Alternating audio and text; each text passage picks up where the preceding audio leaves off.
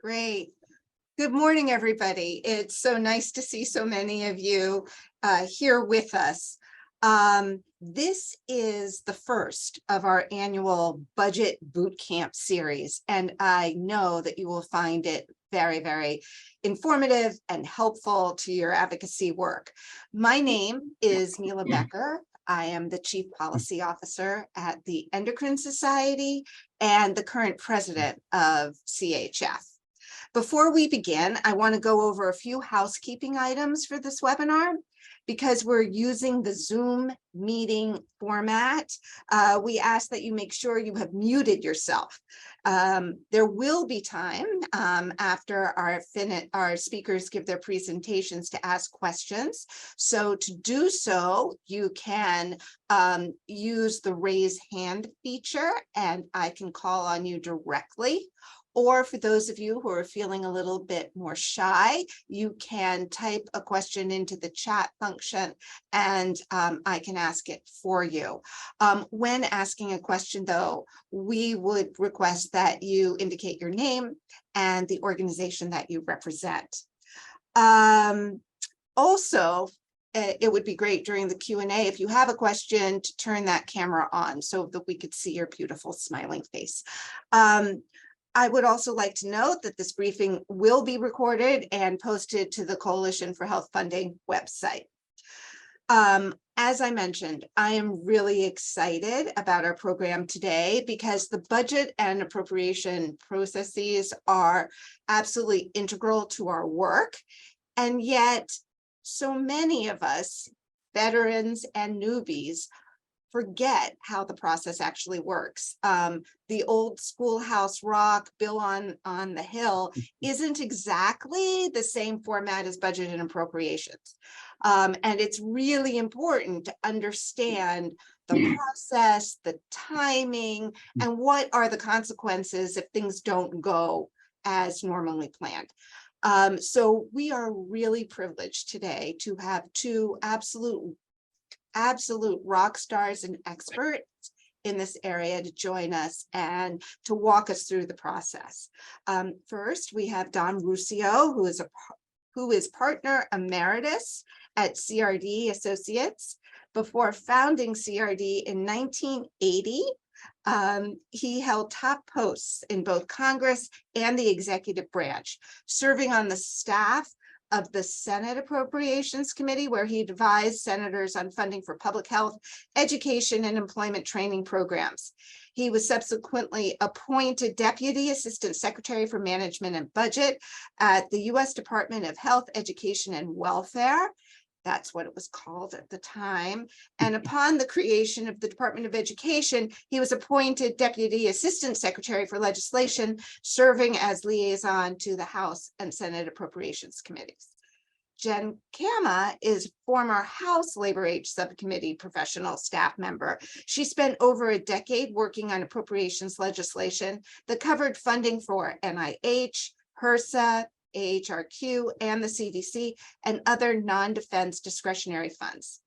Before her role in the House, she spent nearly 9 years working at the Office of Management and Budget, where she helped coordinate the president's budget, conducted analyses regarding budget and regulatory issues, and advised the White House on issues related to public health and science policy. With that, I will now hand it over to Dom to kick us off.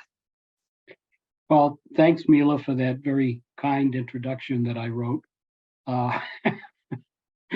No, seriously, thank you very much. And welcome everybody to the wonderful world of appropriations. I think I mentioned, for those of you who were on last year's briefing, I mentioned that the appropriations process was first created about 160 years ago, and it's still probably the most arcane thing that Congress does. In fact, a little later on, we're going to be talking about some of the new rules that the House is going to be using to process appropriations bills. And to give you some idea, one of those new rules was actually implemented in 1876. So that'll give you some idea of how progressive this process is. But unless you're a budget nerd, I think even in a good year, this process can drive you crazy, as Mila kind of indicated. But this year, I think, seems like it's going to be one big challenge after another. Now, on paper, the process of appropriating money to keep the government running is supposed to last about 8 months or so, from the beginning to the end. Now, 2 weeks ago, President Biden delivered his State of the Union address, but we still don't have any concrete idea of what his budget priorities are going to be, what's his budget request, and what's it going to do for the health programs that we advocate for. And it looks as though right now, at least from what I hear, we're probably not going to see a formal budget request until March 9th. And as if that sort of late start wasn't enough of a challenge, this year it's already shaping up to be a battleground for cultural wars, abortion, guns, climate change, immigration, and voting rights. And I'm guessing that one way or another, all of those issues get injected into the appropriations process. But I think tough as it is, somehow Congress usually seems to find a way to get the job done. Although it's never easy and it's certainly not very pretty to watch. Have the next slide, please. Despite all the hurdles, though, I think knowing what's coming helps us to better prepare. So what Jen and I are going to be covering this morning, we hope is going to do that. We'll begin with a snapshot of the fiscal year 2024 timeline as it should work, and then realistically at how it's likely to play out. And then we're going to walk through some of the challenges you can expect. Next slide. Mila asked me to put this in here. I can't predict much, but I think there's a good chance that this image is going to say it all. But I think the easy thing to do is look at all the hurdles that are ahead this year and just give up. But we know from experience that eventually the work gets done. And like the old adage goes, if you're not at the table, somebody else is going to eat your lunch. So, and I think that applies to whether you're talking about big battles over defense versus non-defense, right on down to how much gets appropriated for individual programs at NIH, CDC, HRSA, SAMHSA. Next slide, please.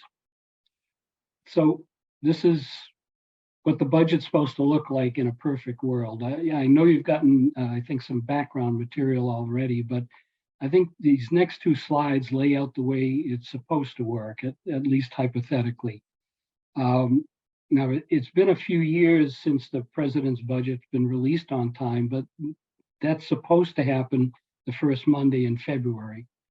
Now, that's usually followed by Congress passing an overall spending and revenue plan called a budget resolution, or absent that, at least some agreement on top line spending for defense versus non-defense. And usually then the House Appropriations Committee then marks up 12 appropriations bills, send them to the floor for a debate and for passage. And next slide. Then the process is repeated in the Senate, then a House Senate Conference Committee resolves their differences, sends the spending bills to the president for enactment in time to kick off the new fiscal year on October 1. Now, I hope you didn't bother to take a lot of notes there, because none of what I just said happened, at least it hasn't happened since 1996. In fact, Congress has completed the appropriations process before the start of the fiscal year only 4 times in the last 45 years. And I remember because I had hair back then. Next slide, please. Is the real world timeline. So, no, I'm sorry, go back. Yeah, there you go. So this is kind of how it's probably going to be playing out this year. Once the president releases a formal budget proposal on March 9th, that's going to be followed by a series of congressional hearings, probably lasting into early May, followed by House and maybe even Senate markups through July. Now, depending on some of the challenges that we're going to be talking about a little later, there could even be a House Senate Conference Committee meetings starting in late fall. I'm being very optimistic here, but I suspect we're not going to see final appropriations until December at the earliest, and maybe even as late as this time next year. Given the schedule, I think you can see from the bottom row of boxes in this slide, that kind of lays out the time frames for advocacy by our organizations and through the grassroots. But, and there's always a but, there are a number of other factors that I think are going to bleed over into the appropriations process. Next slide, please. And in the column on the left, you're going to see the issues that Congress must do this year. That includes raising the debt ceiling and, of course, passing the 12 appropriations bills that we need to have done in order to keep the government running. Beyond that, every year for the past over 60 years, Congress has passed the Defense Authorization Bill, which essentially provides the framework for defense appropriations. Current Farm Bill is expiring, as is the FAA's enabling legislation. So those are going to have to be reauthorized for another 5 years. Column on the right lists some other key authorizations that may or may not get addressed this year. But I think one way or another, these most, if not all of the bills listed here are going to take up a big chunk of time on the legislative calendar. The next slide.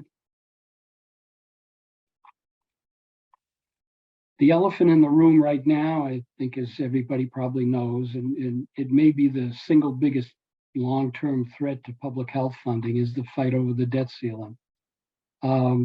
Now, voting to raise or suspend the debt ceiling, it's always been a time of high drama in Congress, but the fact is Congress has done it 20 times over the past 23 years, and right now it looks as though the drop dead date for raising the debt is going to be sometime between July and September. The problem here is that part of the deal that Kevin McCarthy agreed to in his bid to be speaker was to link the debt ceiling to a package of spending cuts. Now, President Biden and the congressional Democrats are insisting that Congress should vote on a clean debt ceiling bill and deal with the budget cuts separately. Concern here, though, is that if they can't work out the differences, Congress could end up passing a series of short-term debt ceiling suspensions, and those could last until late fall, when that would end up coinciding with the time that appropriations are supposed to be done, and it could force appropriators to begin cuts in spending in order to get a long-term increase in the debt ceiling, which takes us to our next slide. If that wasn't all depressing enough, the House voted to adopt a whole new set of rules this year, including some that are going to have some direct implications for funding health programs. One of the new rules focuses on mandatory programs like Medicare, Medicaid, food stamps. Now, excuse me, since 2019, the House rules have required that any new legislation that adds to the deficit has to be offset by spending cuts or tax increases. That was, you may have heard the term pay-go, pay as you go. Now, the new House rules are called cut-go, which requires that any new spending for mandatory programs has to be offset by other spending cuts, not tax increases. So, if I could editorialize here, it's okay to cut taxes and increase the deficit, but it's not okay to increase safety net spending that adds to the deficit. You have to offset it. Now, going beyond those mandatory programs, McCarthy promised to write his FY24 appropriations bills to the FY22 level, not 23, 22. Doing that, people have done some rough calculations. That means discretionary spending would need to be cut by as much as 142 billion below current appropriations. And if the House majority decides that, gee, we don't want to cut defense, let's make sure we match inflation for defense, then non-defense discretionary programs like public health could be cut up to 30%. Now, the new rules package also reinstates a provision that actually, this is the one that dates back to 1876. It's called the Holman Rule. It would allow members of Congress to offer amendments to fire or reduce the salary of specific federal employees or cut a specific program in an appropriations bill. Now, may not sound that serious, but this was pushed heavily by the Freedom Caucus to, quote, rein in some of those bad agencies like the Department of Justice and the FBI, and maybe even stop investigations into a former president who shall remain unnamed. As far as other funding restrictions, the new House rules would prohibit any floor amendments that increase net spending, and it would also prevent appropriations bills for increasing funding for any program in a bill that is unauthorized. So I know there are a number of programs, for example, Title VII, those could not be increased beyond their current funding level, regardless of whatever the country's needs are in terms of physician or nursing. The next slide, please. And these are some other health-related issues that they don't have a direct effect on public health spending, but they'll probably end up being weaved into any health debates that we have this year. And in addition to the items, the issues that are listed here, you may have seen Bernie Sanders is already talking about expanding the teaching health centers programs, the GME program, and his ranking member, Senator Cassidy, wants to focus on physician and nurse workforce training. So those could be other issues that end up playing out this year. Next slide, please. It's hard enough to keep track of what's going on from day to day with this whole process, let alone understand all of the nuances. How do you sort out whether somebody's really threatening to derail an appropriations bill like labor HHS, or are they just holding out for an earmark or some kind of judicial nomination or whatever? And if those of us who work on these issues every day are having trouble sorting this out, imagine how your grassroots are struggling, especially if someone is a caregiver or a health professional whose time is already pretty stretched. So obviously a lot falls on you to get the message across, but probably more than ever, you'll need this year to enlist the support of grass tops and grassroots to back you up. You're going to be asking them to weigh in with emails, phone calls, Hill days, district visits. I think the challenge here, the big challenge, is going to be avoiding grassroots fatigue and keeping people engaged every step of the way. Next slide. So I think those are all the major challenges to prepare for, and apart from, as we see in this slide, the obvious political divisiveness that seems to permeate just about every issue. So why don't I stop there? Thanks, Tom. Really? That was quite sobering. I'm sure we'll come back to many of the points you made in the Q&A. Jen, you want to pick it up from here? Yes, can you hear me? Okay, wonderful. Thank you very much. That was a great overview, Dom. So I'm going to talk just really quickly about sort of the budget development process and sort of how the agencies in the White House are involved very briefly. And then I'm going to move on to some of the changes in Congress. Obviously, there have been a lot of changes over the past since the election, and sort of how all of those changes might play out in the process moving forward for appropriations. So just really quickly, the agencies start actually over the summer. So they would have started this summer developing their budget requests for FY24, 5. I should know that. It starts very early, and then in the fall, they start working with OMB and negotiating with OMB and the White House on developing their budget requests, which then, as Dom said, is supposed to come to Congress in February around the time of State of the Union.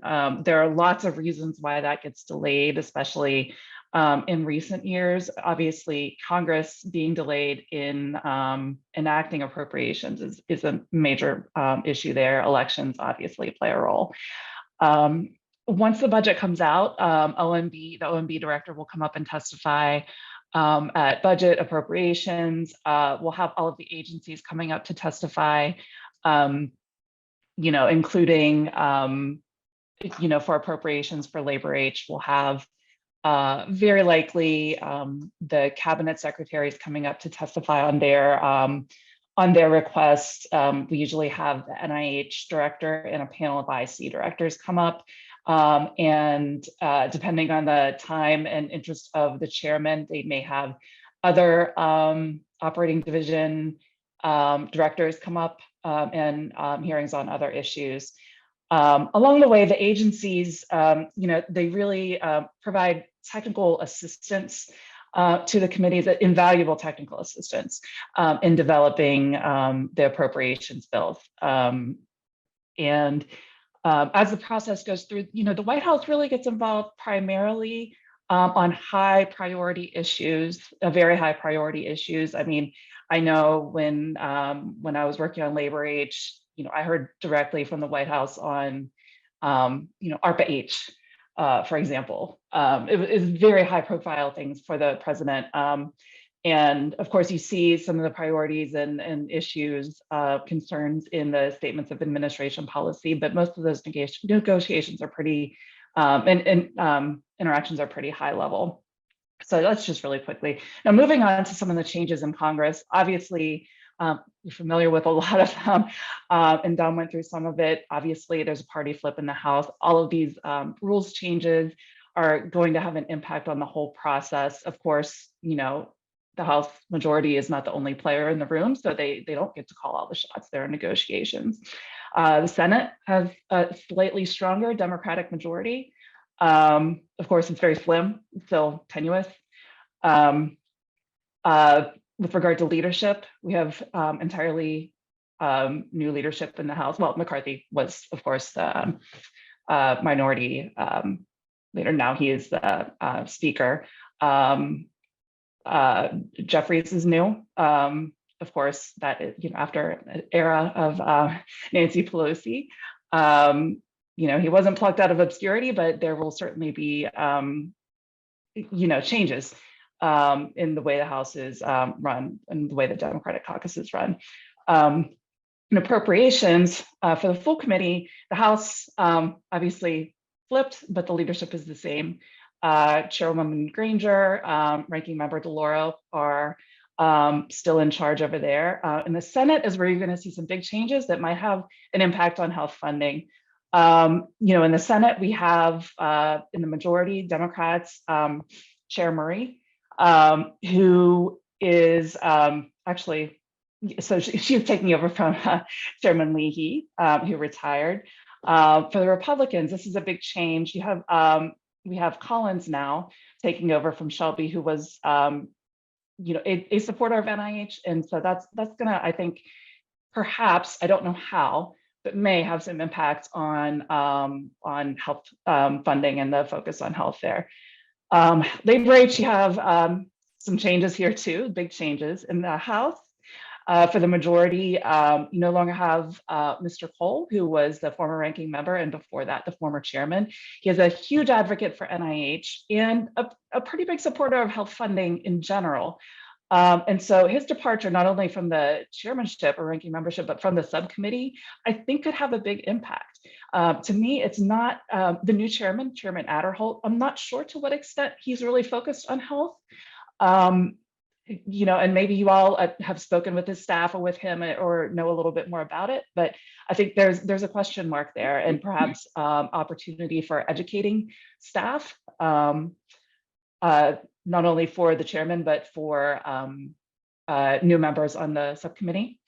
On the Democrat side, it's the same. Chair DeLauro is keeping her ranking membership, so that, and the membership of the Dems is very similar.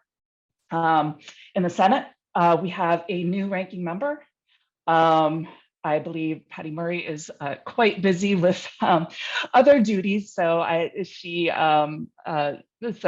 believe Senator Baldwin will be taking over there. Big change here for the Republicans. Roy Blunt retiring, who was a huge advocate for NIH.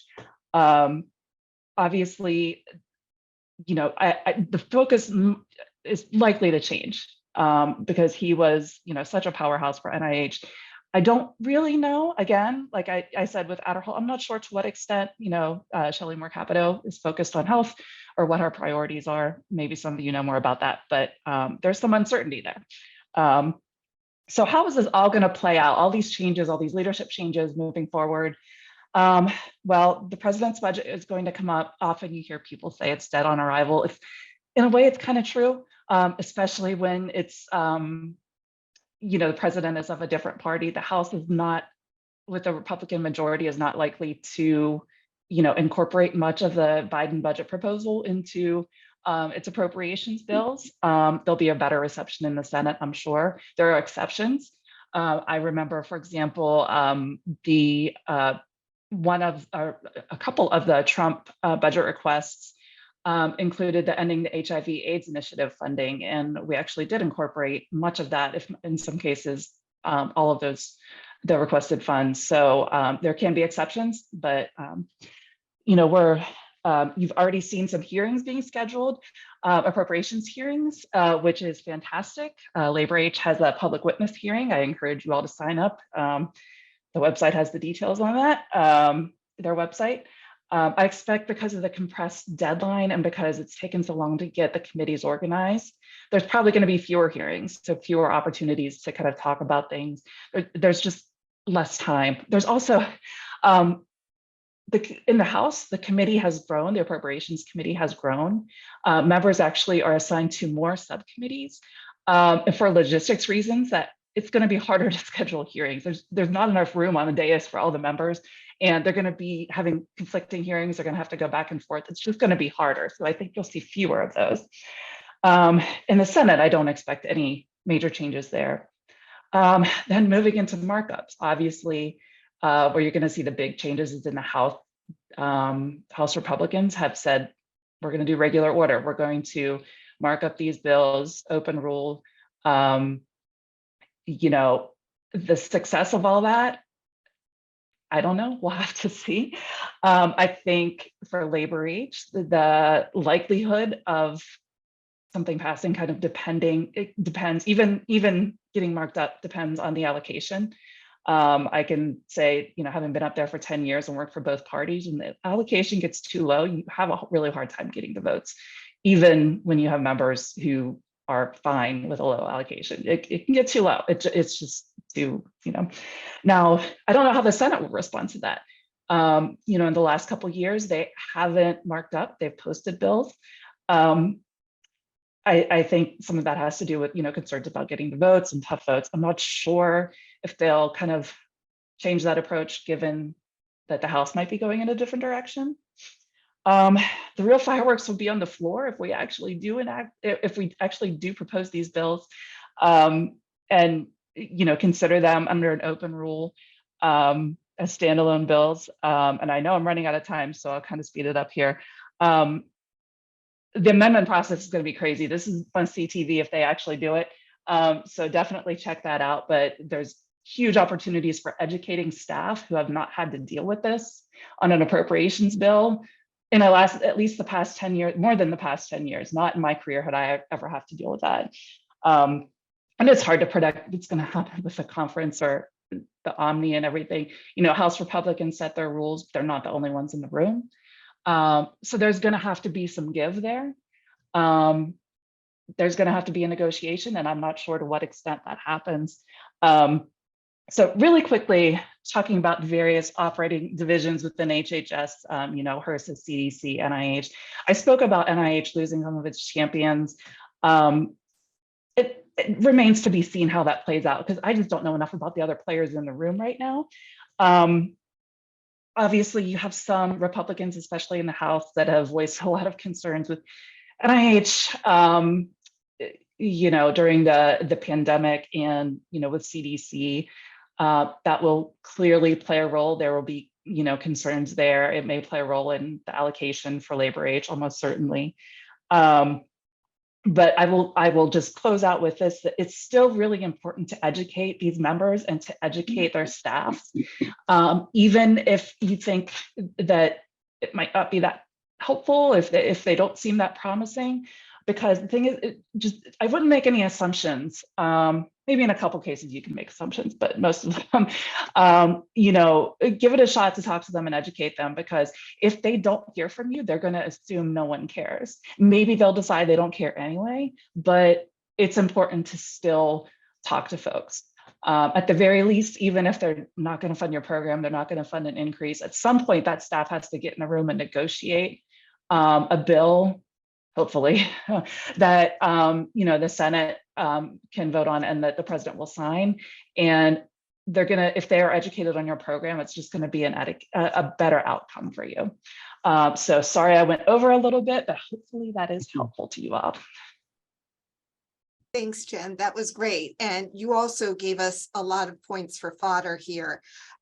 This is the time where we can ask our speakers lots of questions, and there already are a few in the queue. So I will start, but if you have a question, please don't hesitate to use the raise hand feature and I'll call on you, or throw something into the chat.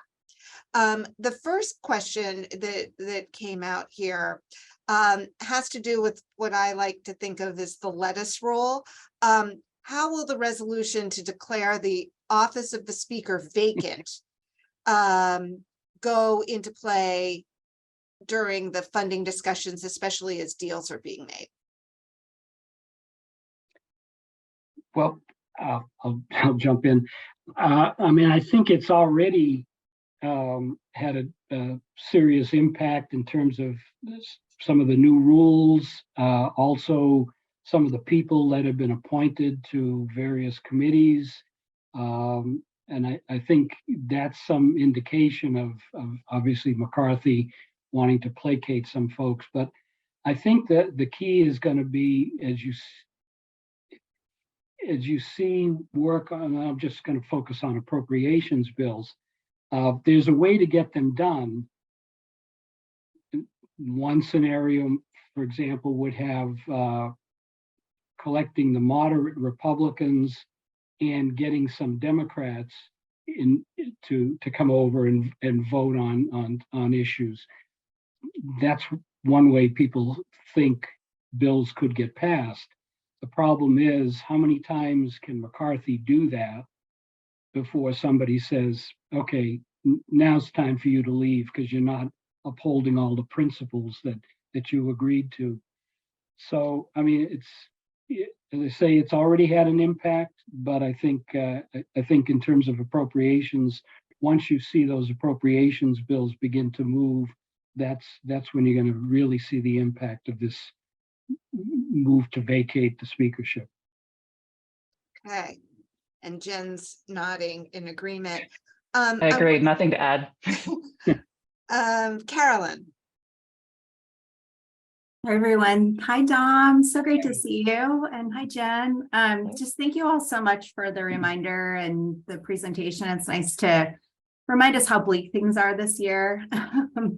I have so many questions, but wondering from your perspective, what is the role that you think earmarks are going to play this year? You know, we saw last year it kind of helped get the bills across the finish line. Do you think they're going to help? And then I have a separate question, more on the COVID-19 rescissions conversation about the $100 billion of unobligated funding. We're super worried about that and just wondering what you all are hearing about that package. So thanks again, really appreciate the conversation today. I can kick it off on the earmark question. You know, I think that earmarks do help at least a little. That's sort of the evidence that I've seen myself. You know, I was kind of surprised that the House Republicans voted to keep them. Maybe I shouldn't have been, but you know, so I mean, the issue is the members who are really pushing these big changes, you know, are you know, that push for these big rules changes are not the ones who are asking for earmarks for the most part. So you have sort of, you know, the problematic members with regard to getting things done in this area. You know, it doesn't help with them, but it, you know, sort of adds, you know, additional incentive for others to, for other Republicans to want to get things done. Thanks. Andrew Kessler, who was confused about which former president Dom was referring to. I wasn't confused. Anyway, thanks. The last couple of years, the Senate hasn't even voted on their appropriations bills. It's basically been a chairman's mark, and that's it. And then we end up with an omnibus. I believe in the negotiation for the House Speaker vote, one of the rules or concessions, whatever you want to call it, was that the House is not going to go to conference or work on an omnibus unless the Senate actually passes something. I don't know if that means their own omnibus or 12 individual bills. How do you see that playing out? Do you think they're going to stick to that? You know, is the Senate going to take the House seriously in that regard? How's that going to change the process? I think that's going to lead to a game of chicken, and I think the House is going to lose on that because if the Senate, for example, doesn't pass a defense bill or a VA Milcon bill, a lot of those folks who are so adamant about having a Senate bill to work on, I think they're going to have to back down. Otherwise, they're going to get blamed for not passing those key appropriations bills. That's just my personal view. I agree. Just something has to give. You know, the House Republicans can't get their way in every respect. So, you know, I could see. I mean, I guess I don't want to really speak to potential Senate strategy because I didn't work in the Senate and I really don't know where they're going. But I could see, you know, perhaps, you know, crafting more bipartisan bills and maybe getting votes on those so that they have that sort of bargaining position, like we're the grown-ups in the room and, you know, here's a responsible bipartisan you know, proposal that you bill out there that we're going to negotiate from, but maybe not. I'm not sure. You know, that will be really interesting to see. You know, I was just going to go back on something that Jen mentioned that could have a direct impact on all of this. That's the open rule that the House has been talking about. I don't think they have any idea how much of a mess that could be. So if they do go and stick with an open rule, even if it's a modified open rule, it could be under those circumstances that the House doesn't pass appropriations bills. Yeah, unless they're prepared to be at the Capitol 24/7 on the floor debating. You know, I know when the first time the Democrats had a bill, a labor H bill, the first time they had an appropriations bill on the floor, the last time they got the majority, labor H went first. And we had a closed rule, but we did not do en bloc amendments. We debated and voted on each one separately. That lasted exactly one bill. The second bill that was marked up had unblock amendment. And what in an open rule would be like that on steroids. So, we'll see. But, Carolyn did ask a question about the COVID Yes. rescission package that I forgot to address. And I'll speak to that really quickly. I'm not familiar with the particular package, but I could say, in my estimation, the House is very likely to go after rescissions like that. The Senate, probably not. And then it ends up in negotiations. And at this point, it's really hard to say what the likelihood would be that anything would actually get enacted, because the labor age allocation is going to be low. It's a matter of how low. And you can use those, labor age has a lot of little tricks and things you can use when you have a low allocation. There's the Pell surplus and various rescissions. And this is going to be one that they're certainly going to consider it. I can say that's pretty likely.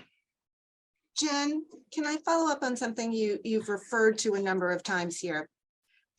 The allocation process here.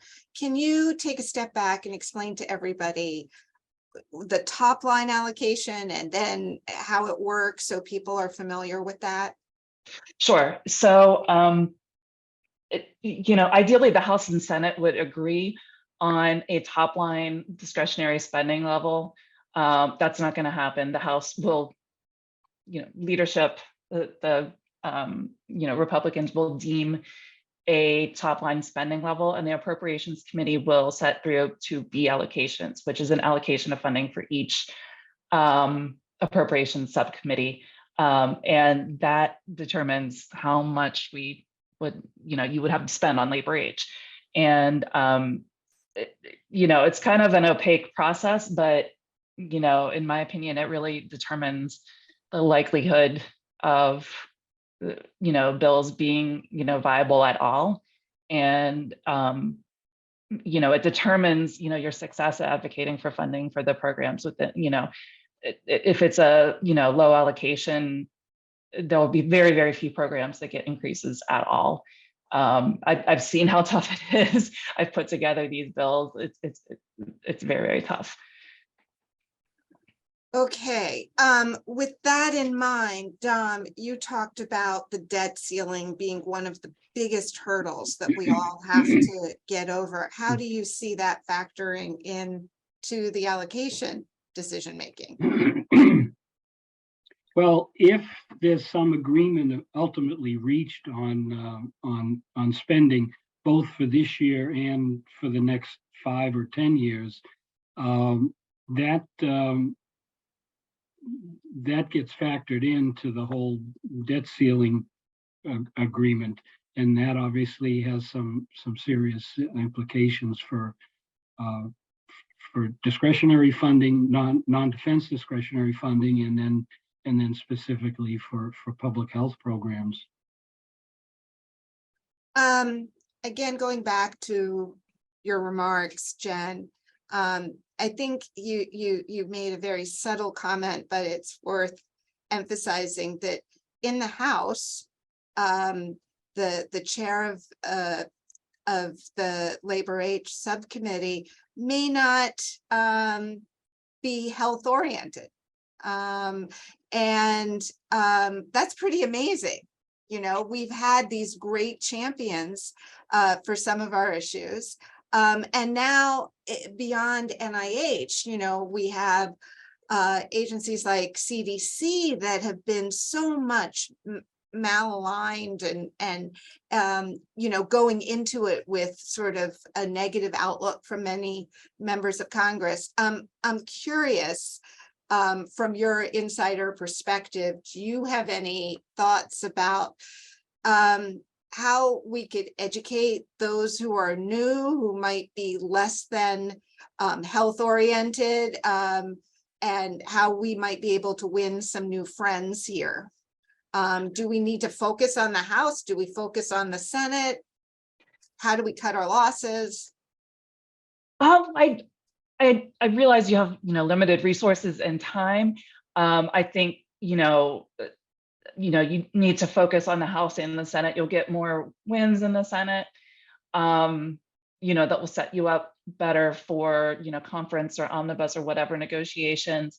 But definitely don't neglect the House, especially House Republicans, because, members just, they just don't know about a lot of the programs. We have a lot of members who are new to Labor H.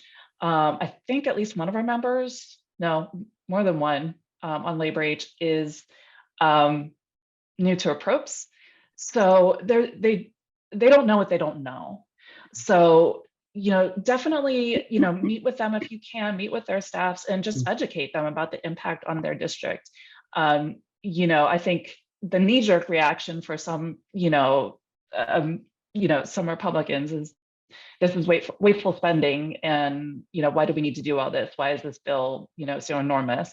Because they don't really know what's in the details. There's in HRSA, you have workforce, like nursing workforce education.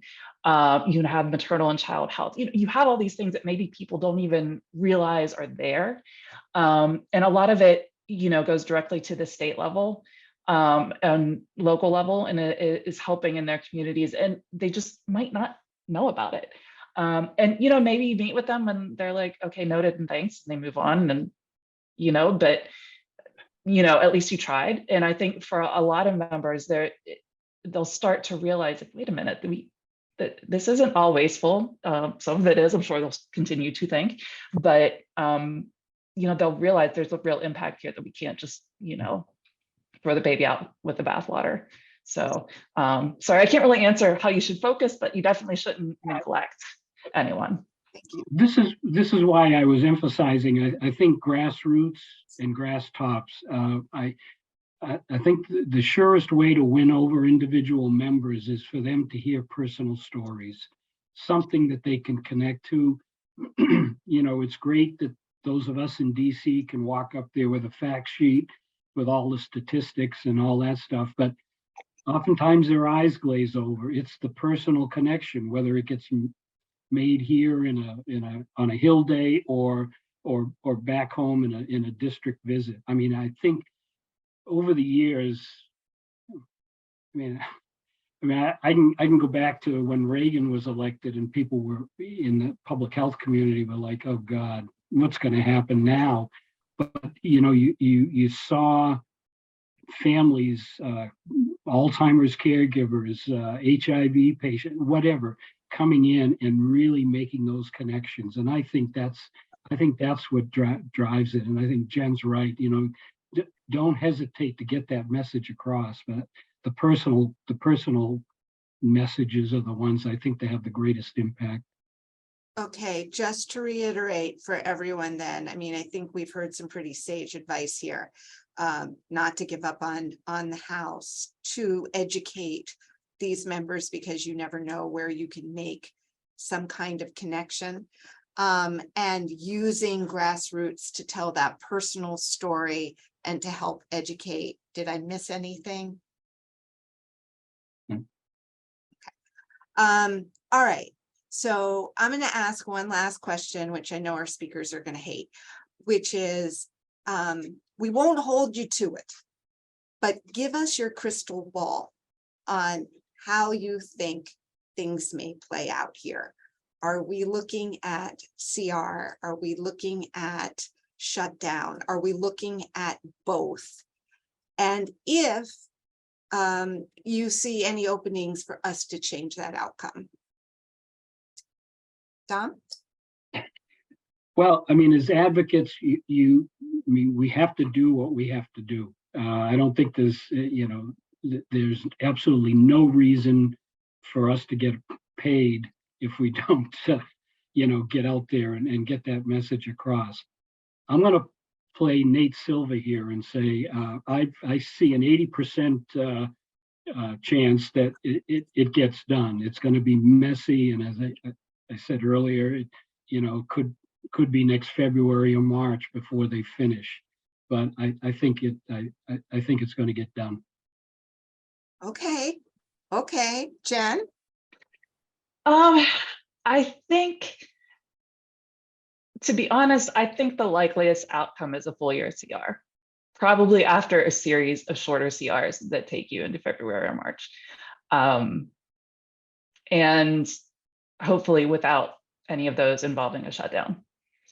Honestly, there's too much that's unpredictable right now. And like, I just don't know. But I don't see major cuts getting enacted, and I hope we don't have long-term shutdowns. So that kind of, and I don't know how much the House will give for, a reasonable, discretionary funding levels. So that leaves us with a CR, which might honestly be not the worst outcome. That's really bleak, I know. Honestly, every time, I think some of you were in the room when I predicted that the government would never shut down. We'd never have a shutdown over appropriations, but that's just silly. So, I'm wrong about these things all the time. So take it with a grain of salt, but that's, I think, the most likely outcome. Okay. The one factor though that we often overlook is our biggest ally could be defense. And because the defense community has got an equal, if not greater, power than we do in the social programs, and they're feeling a lot of heat. I think they may have been a bigger factor in getting the last appropriations bill through, and as we see now, between Ukraine and other issues, it could be that defense turns out to be our biggest ally. Oh my goodness, this might be very dangerous, but Andrew Kessler, you get the last question. No, just on that point, Dom, didn't a few years ago the Senate pair up HHS and defense? Yep. Probes? Yep. Do you see any possibility for that? I do, and in fact, I hope they don't lose that opportunity and start to try to pass like a defense bill and a VA Milcon bill. If I were in the Democratic leadership in the Senate, I'd refuse to move any individual bills like that. I would go for that kind of labor H and DOD. Let's put those two together. Thank you, Andrew. That was a very on-point question. Okay. So with that, I'm looking at time. I want to be very mindful of everyone's schedules. I want to thank our speakers, Dom and Jen, for their time this morning and their insight and their guidance into the appropriations process.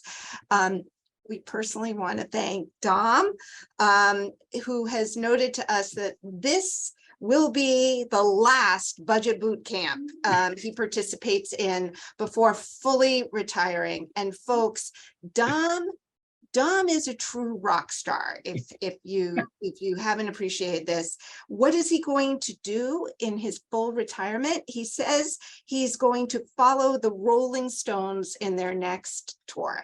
So we wish him a lot of fun.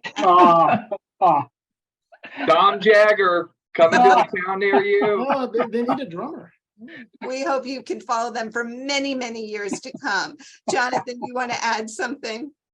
Dom, we just wanted to thank you so much for the many years that you've done Budget Boot Camp on behalf of the Coalition for Health Funding. So many advocates on this call have learned so much from you over the years.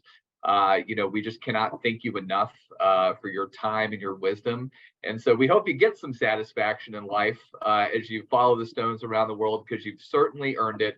And so if anybody wants to drop a note in the chat thinking, Dom, you're more than welcome, we'll make sure he gets them. But again, thanks for everything. Have a wonderful time enjoying your favorite band. Now, before people sign off, I also have to add sort of a shameless PSA here. We hope all of you will join us again on Thursday from 2:30 to 3:30, when we will be meeting with current majority and minority staff of the House Appropriations Committee for an off-the-record discussion on their perspectives of the FY 2024 landscape. So, and I see that we just threw something into the chat for you all to register. So with that, we're going to sign off. Best to you, Dom. And thank you, Jen. And Thank thanks you. to all of you for listening in. This has been really helpful. Take care, everyone. Take care.